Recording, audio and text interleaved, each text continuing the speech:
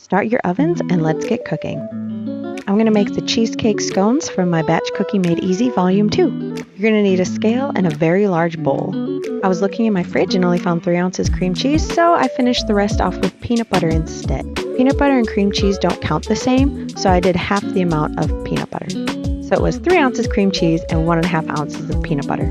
The riper your banana, the sweeter this is going to be, and I had some nice ripe bananas, and then you're going to mash this all together. Favorite thing for bulk mashing is to use a meat masher, which I found on Amazon, really easy to find. You can use a food processor or blender to blend your chickpeas, but my favorite is a hand blender because you can really get in there and get it nice and blended. Salt brings out the sweetness of the fruits and all the flavors in this, so salt generously.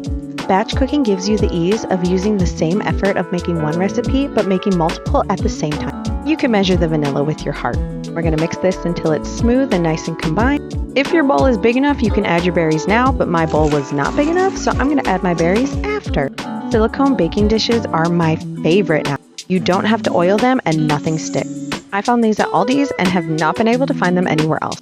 You can do some Amazon searching and find them yourself. Sprinkle this with cinnamon, bake, and you're done. Look at this delicious goodness. Divide this into 6 bars and then side each serving with 6 ounces vegetables, and there you go. Lunch is served. I told you it was easy.